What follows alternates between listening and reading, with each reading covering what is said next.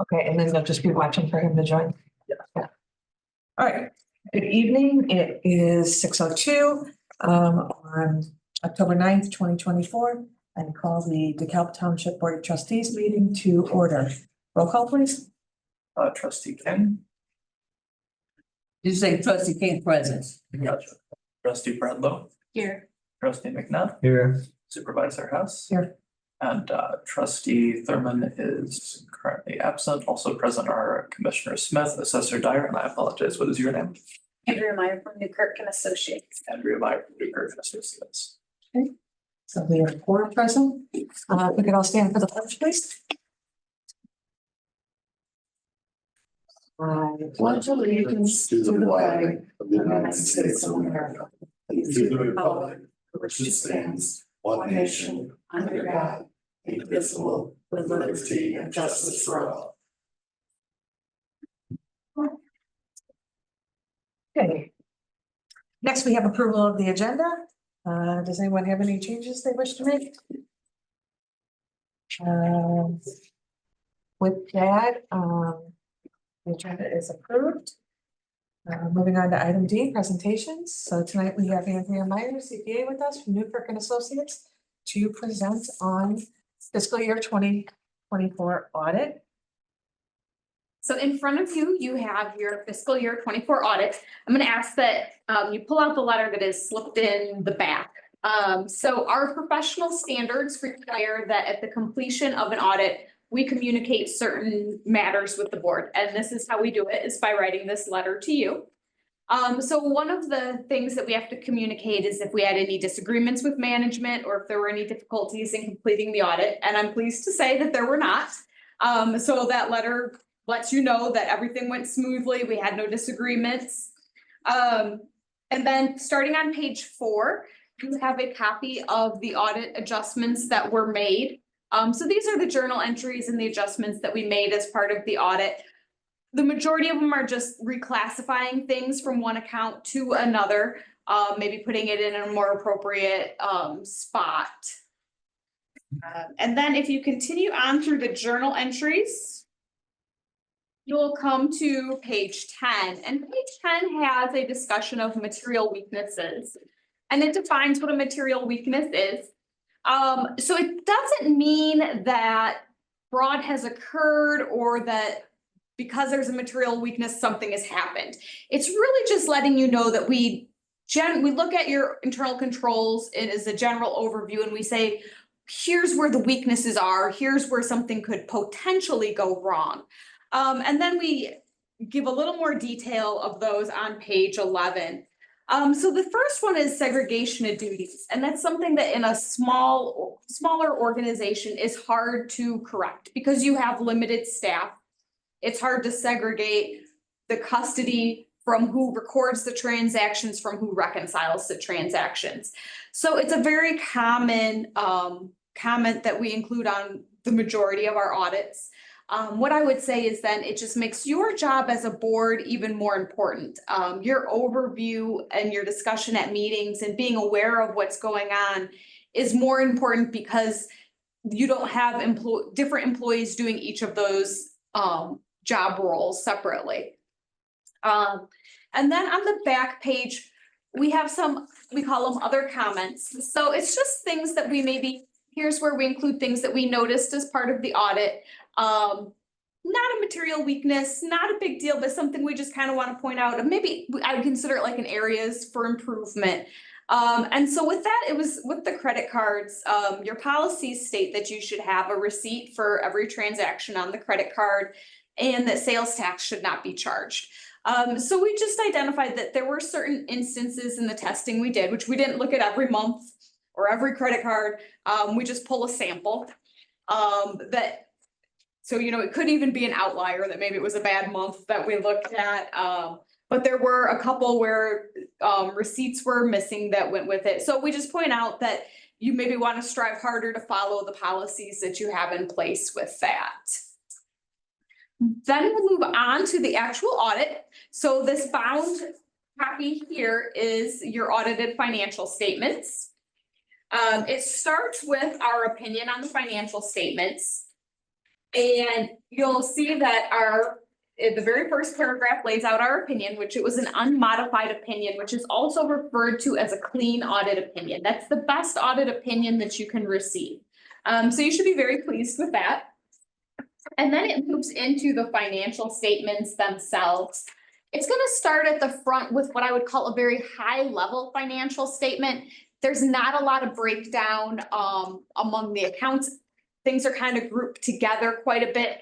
And as you move through the financial statements, you'll get more detailed statements to the point that when you're at the back, you'll have financial statements for each of the funds and the expense line items along with a budget to actual comparison, which is what a lot of boards find a little more useful just because it does have more detail and it does lay out the budget next to the actual numbers so you can see how you performed for the year.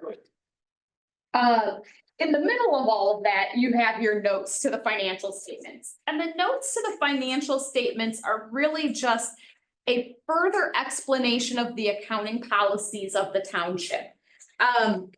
For the most part, they stay pretty similar from year to year. You know, some of the numbers may change in them. But there are two new policies that we included this year that I want to bring your attention to just because they are new. And so you're going to find those on page 14. So accounting standards now require that you explain how you handle leases. So we've defined that there.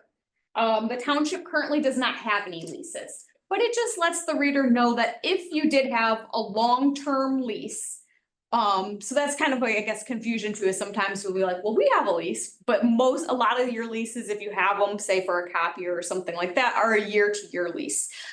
So these would be long-term leases over several years. It just lets the users of the financial statements know how you would account for those if you had them. And then item Q right below that is subscription-based information technology arrangements. And that is a very new term. Gatsby just came out with that in last year. The easiest way to think of it is a lease for technology. Currently, the district does not have any of these long-term technology leases, but once again, it just lets the users know how you would account for it if or when you do have one. And being that it is a new term, I just wanted to draw your attention to it just in case as I suspect with the first year, you're not going to hear too much about it. But as years go on and it becomes more common lingo, you may come across that term.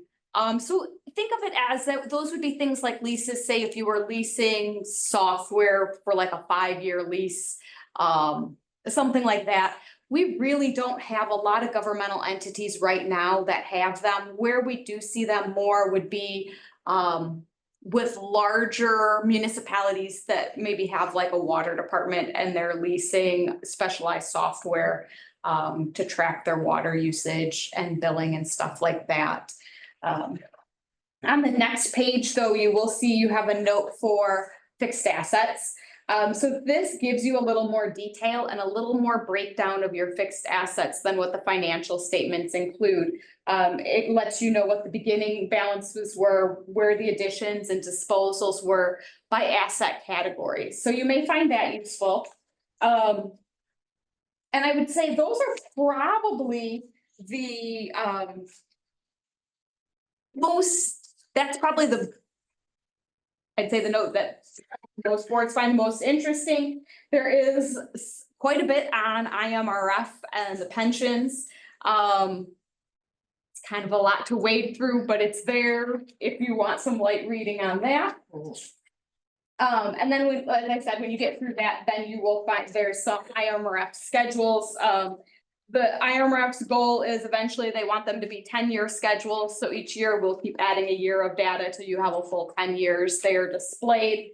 And then you come to your fund financial statements, which will have your budget to actual comparisons. Does anybody have any questions about the financial statements or the audit process? Well, I always say it's a lot to digest all at once. So if you do look further into it, later and you have questions, feel free to reach out to Mary or Craig. They both have my contact information and we're happy to answer any questions that may arise later when you have a little more time to look at it a little more in depth. Okay, All right, well, thank you, Andrea. Thank you, guys. thank you. Thank you.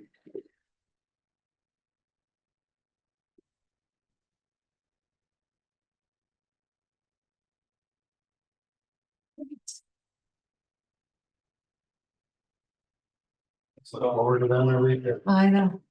See that Dale tried to join a couple minutes before the meeting started, but it's not tried since I don't know where. he Okay, is, But okay, he was able to get on before, I guess. thank you.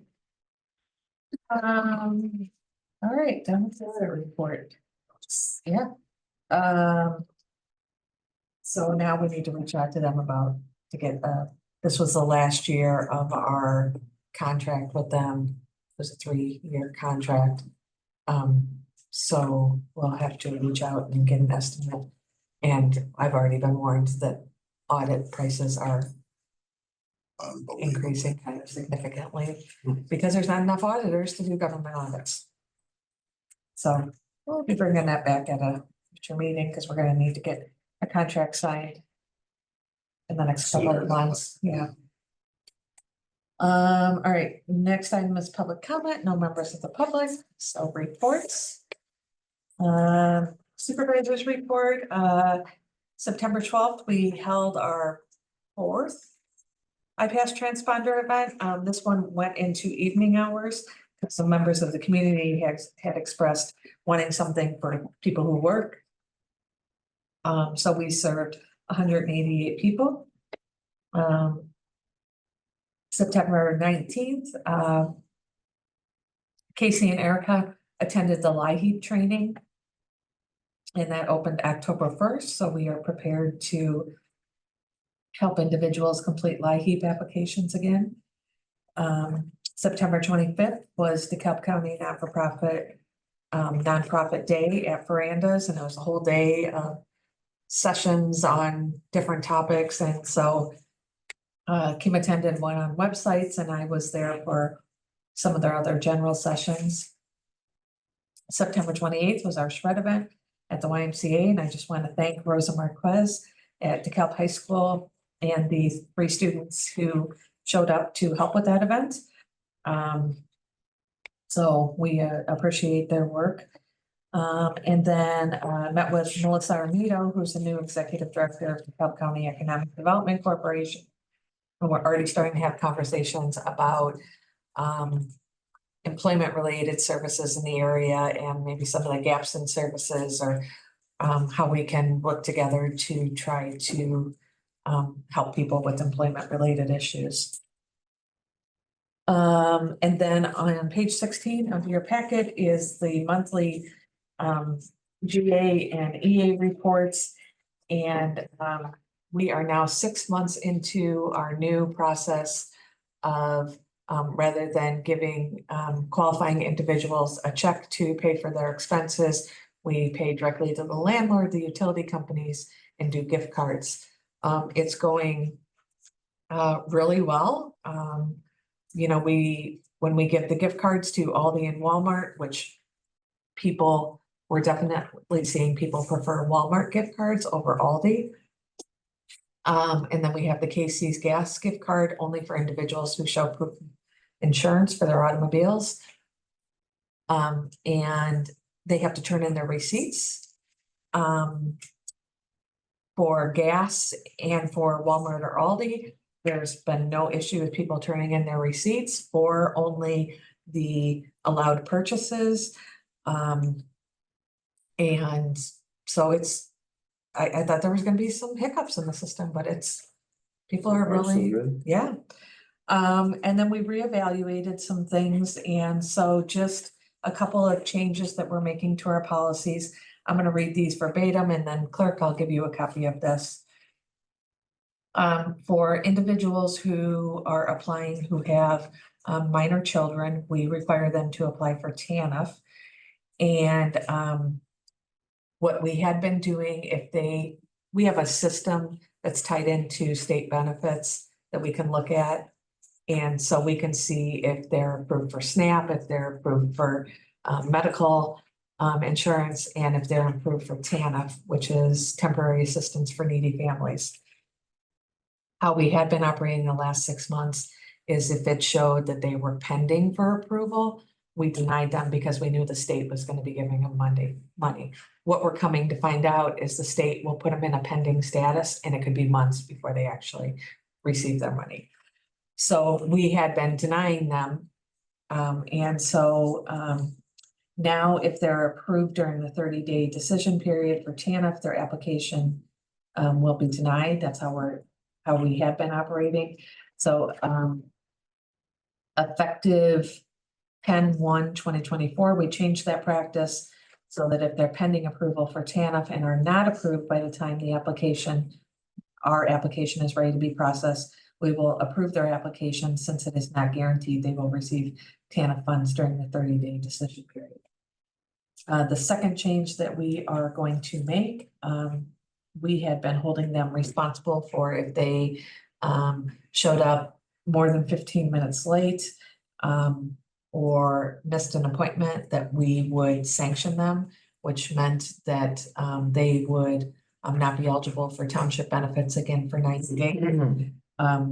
We are going to revert back to our old policy that if a GA recipient misses or arrives late to an appointment or the community presentation, they will be allowed one absence or a bye.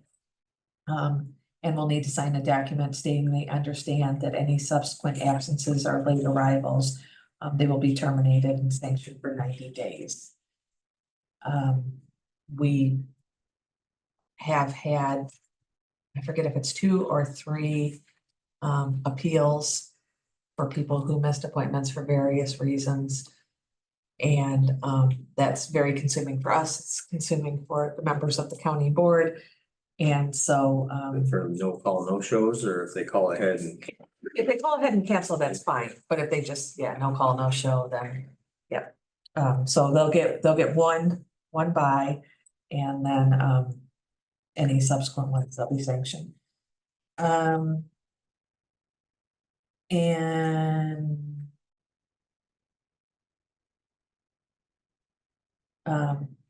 Those are the only 2 changes, so we just need these noted in the minutes if anyone should request them.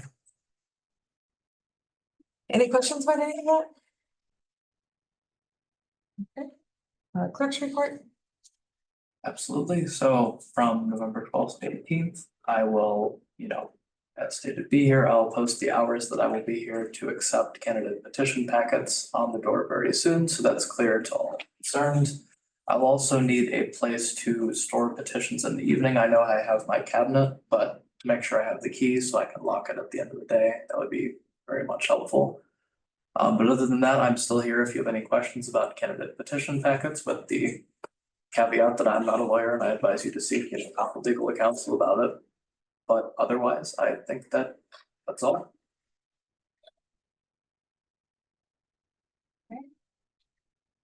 Highway commissioners report. We're kind of winding down with our road work for the year. Our road work, all the contracted road work's been completed. And then we'll get into leaf pickup. The new pickup truck finally showed up and is built to what we need. Did get a commitment to sell the old one, the 2011 truck, to Kingston Township. We're working out the details right now. Sold it for $35,000. I think the new truck was a lot more than what they used to be. Right, a little over 80,000. The new plow truck should be here tomorrow. That's significantly more, and I've got a commitment for the old one that we're gonna start getting cleaned up, and that'll be sold for $135,000. And working out the land sale. If you remember at the annual meeting, I got permission from the electors to sell a piece of property up off of Bethany Road. We cannot find, nor was there ever produced, a deed for the property. So we're working out those details. To get that sold off. We do have a commitment, a contract to sell. And I think that's it for me. Thank you. Questions? Assessors report? All I got is assessment notices should be sent out from the county later this month. From the date of mailing, they have 30 days to contest their assessment through the DeKalb County Board or through me. And then I'm the first step, and then they go to the board if they don't like what I had to say. And that's all I got. And my field rep has been sending out letters to places that he's visiting, and we were just online. People not understanding what we're there for. We're just trying to make sure our records are as accurate as possible. How many challenges do you get a year to assessments? Through the board, usually it varies year to year. Quad years are usually a lot busier. Like last year, we had roughly 100. Some years we've had as upper 20s. I'm just curious. But this year I'm expecting a bit more just because our equalization factor is higher because house values have been increasing as rapidly as they have been. Gotcha. Any other questions? Okay. Trustees reports, trustee McNutt, No report. trustee King, Nothing, I can't think of anything. Off the top of my head, I don't have anything planned. trustee Bradley, COI met September 17th. We just kind of continue to discuss like what type of, well, basically, we would like our funding to go more towards nonprofits, but we haven't really been receiving many applications, so if anyone knows anyone, has to have to do with kids and development. And then I took the training for setting salaries. So, we'll be discussing later.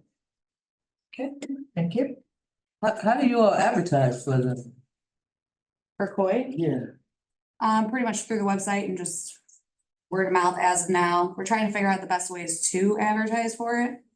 So, Cause I'm thinking if people don't know, yeah, Right, they well, can't ask. right, the first round, we did minimal advertising because It's like the other because this was our first time reviewing grants as a committee. So there was discussion on how we can enhance that for the December 1st round. So if you have any particular ideas, we talked about a few things, but we welcome other ideas. We're gonna do it to the youth serving organizations, to DeKalb County not-for-profit, and then through social media again. Sorry, I'm like, Do you wanna note that for the minutes? 6:25. No, I think already. So yeah, if you have any ideas. Open to that. We're on trustee reports, Steve Thurman. Good. Do you want to report on the grants now? We'll get, that's an agenda item, so. Oh, no, no reporting. Okay, bill paying.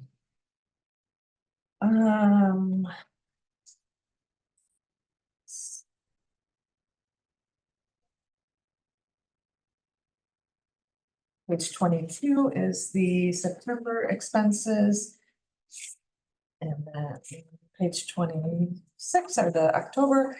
So can I get a motion to approve September audit report in the amount of $281,052.23.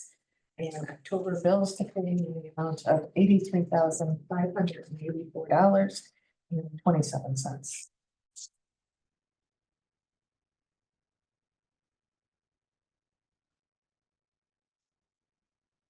Hope you heard that. Trustee McNabb, I'll second. seconded by trustee Thurman. Discussion, any questions?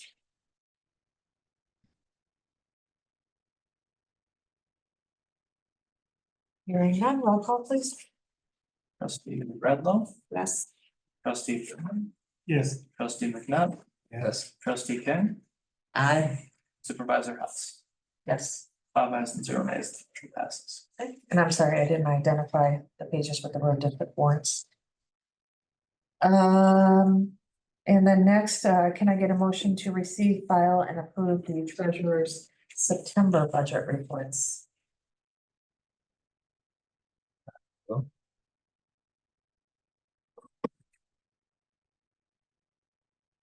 I'll second. Any discussion on the September budget reports? Roll call, please. Trustee Bradlow, Yes. trustee McNutt, Yes. trustee King, Aye. trustee Thurman, Aye. and supervisor Hess. Yes. With 5 ayes and 0 nays, the motion passes. Unfinished business, there is none, so getting into new business.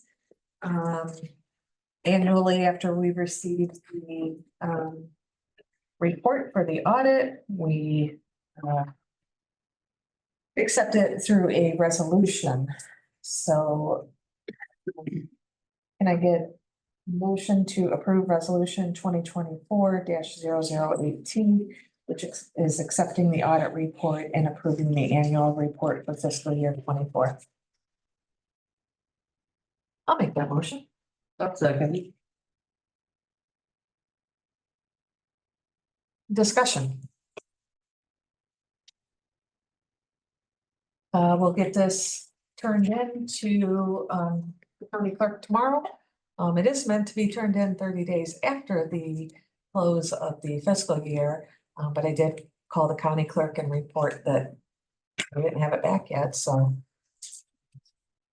they accepted it, just asked that we get it in as soon as possible, and then it will also be posted to our website to comply with. That's electronically done by the auditors. We're past due on that. Yep, yep. But that's a very common practice, right? So any questions about it? Roll call, please. Trustee Thurman, Yes. trustee King, Aye. trustee Bradlow, Yes. trustee McNutt, Yes. supervisor Hess. Yes. 5 ayes and 0 nays, the motion passes. Next is a discussion of the construction of the new road district building. Can I get a motion to bring this to the table? I'm listening. I'll second. So for everyone, this is should be laying in front of you.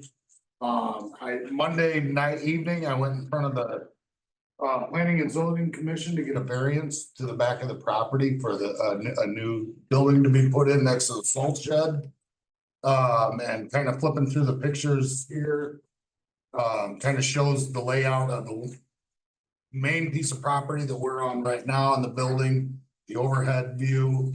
And then you'll also see the kind of pie property to our south towards the tollway. That is also property in the road district that goes up behind the townhomes. The third page, or I guess this is number 2, is kind of a site plan. And it highlights the new building. It also highlights an 8-foot vinyl fence that's required by the city to be put up. We asked for this variance to have an opening of 40 feet in it. The Townhome Association, and working with them, I brought that suggestion up to them. They have nowhere to go with their snow. And they've always pushed it onto our property, so that is somewhat of now it's a very large ditch kind of thing. And there'll be drainage there for them, so, working with them and stuff like that, because we are encroaching into the property, kind of helps them and helps us enables us to put that building there, not decrease the size of the parking lot.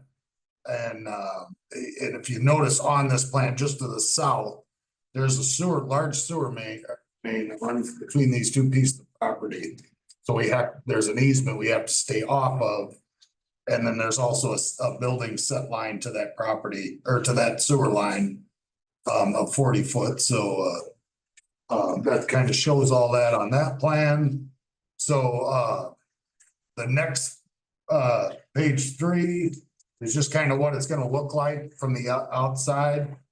Just shows, you know, it's just a big open building with a bathroom. Just all it will be is for equipment storage. And it kind of shows everything on the later on, you'll see, you know, the back parking lot is awful crowded right now, just with everything we have that we can't fit into this building, including a lot that's in this building that is hindering us from being able to move easily. You know, when we have to fix something, especially in the winter, we usually have to leave things outside and running and able to fix stuff because we just don't have enough room to keep things indoors. So these other plans kind of just show layouts and stuff of the property and the existing property. And then you'll get to page 6 and you can kind of see the back of the salt shed and the tall weeds because that's very unmaintainable for us to get in there. I can only get in there a few times a year for grass cut. But that stake that you'll see circled there, that is the back corner of the building in comparison to the back of the salt shed. So there will be a space between the salt shed and that new structure. So that, if that kind of helps you out, and it's still back there for anyone. And then page 7 is kind of a different look. The 2 gentlemen, which I think one is me, but just to your right hand side of that, you'll see kind of a post in the ground. That is the property pin for the property we are on right now tonight. And then kind of shows that that'll, you know, about that fence will be almost right on that property line. You know, or I think a couple feet off. Then the reason for the 8 foot, they require 6 foot. Is because it'll be so down in the ground that to get that blockage of all the stuff we have. So they did approve all that the other night at the variance. And I think the other pictures just kind of show how crowded it is out and back right now. Everything we have with it when we're pulling trailers, other than maybe the littler stuff, have to be backed in off the roadway, off of Manning. So it'd be nice and good to get all that stuff under roof. So that's pretty much it. I am meeting with the engineers and the architects next week to get finalized on pricing and stuff like that. And these are just other photos, just the different stuff, including all our pipe that we usually keep in inventory and year after year. And on the very last page, you can see like our ditch mowing tractors, when they're here all winter, they're outside. And I would rather they were in under roof for the winter, that kind of stuff. So that's where we're at with that. I just wanted to share all that. I will be back to probably request to go borrow money. I gotta work out the logistics on for this project, or to at least finish it. Right now, we have approximately 350,000 budgeted for this year. And I'm probably gonna amend my budget. Some of these balances from, you know, the building side, for instance, I think there's an extra $3,000 there where I can zero out a lot of those that are paid for and finished up that I can move to this and then do a capital fund to help pay for that. So verbal commitment or verbal projections were like 1.4 million. I think we've got that hammered down a little more, but and for a timeline, there might even be where we start site work yet this year. And then have new building and finished by this time next year. So that's kind of where we're at. I'll be back next month with hopefully more, you know, numbers pinned down to a you know, architect and engineers estimates and moving forward with it kind of thing. That's it. I just wanted to update you guys. I didn't think I had been doing a very good job, but it was kind of what the variance came through. And this, you know, that we were infringing on that setback. I didn't know, so when they did the townhomes behind us, the city drew a line through our salt shed.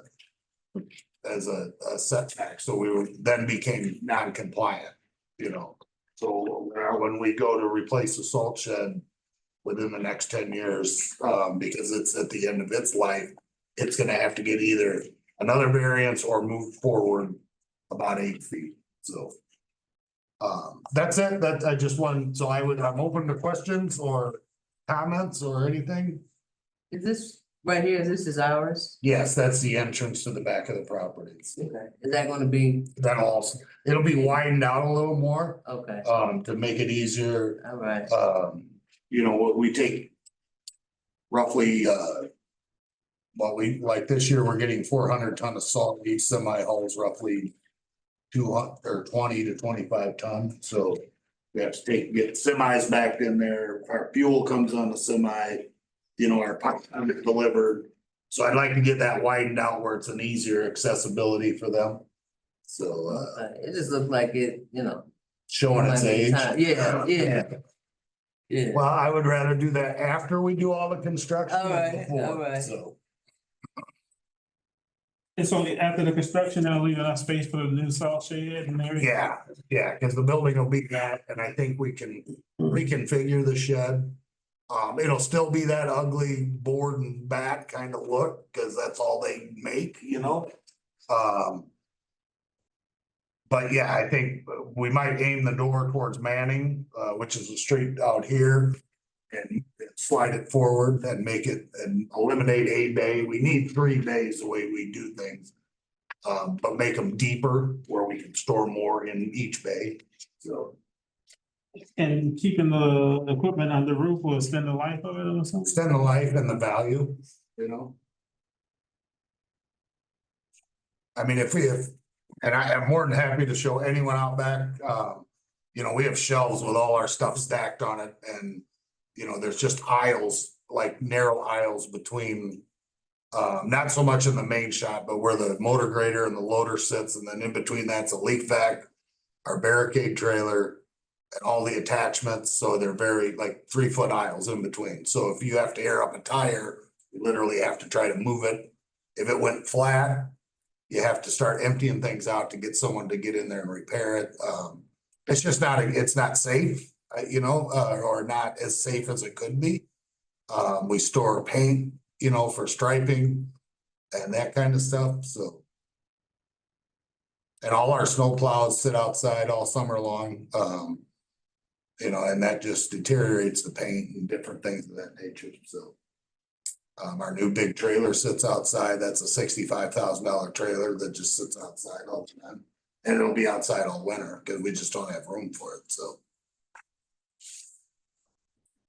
But the new building, they give you room for all of them. And this township has had a terrible thing about adding on to it and then running out of room a year later. That's I wanna build a building long enough or big enough that we will never have to do again, at least for that stuff. What, I can't speak for the office space, but I can speak. And that actually, that I can speak a little bit, because what we could do then, if we have enough room there, it gives us an option that this overhead door that faces east could be turned into a storefront. Whether it be just for the, when I say storefront, like take the door out, glass door, you know, or something of that nature, and make it so you can enter there, whether it be for the road district, because we can't go too deep because we have a door going into the other part of the building, but there could be room for offices over there if needed, so at some time. Sounds like a win-win. I got a question sort of related, but not necessarily related. Yes. I just happened to notice that there's some spots up there, The you know, about, condensation from the air conditioner. I was sitting Okay. here before we started and I noticed them. And by the vent, so yeah, the condensation on the ductwork drips. okay. It's a couple there too you missed, but that's. Well, I just happened to look up and notice, I wasn't searching, yeah, No, we replace about 10 tiles a year. okay. So that's And normal, fluorescent light bulbs in 2025, we will no longer be able to get fluorescent light bulbs. well, that'd be good, cause I work with people who get migraines from them. Really? Well, look Yeah, they around. hate them, So we gotta figure out how to buy all these fixtures now, so. well, If you get LEDs, you might have to get little controllers to go with everyone too. Really? Oh, yeah. And 'cause the one that's compatible with, that are not compatible with LED. Yeah. Oh. Yeah. I have a ton of fluorescent light bulbs, so I think we might make it, Be all right. you know, 2050. yes. And I have never bought a bulb. Wow. They were here when I started in 12. Somebody. Lasts forever, that's why. Yeah. So that's it for me. Thank you. Well, thank you.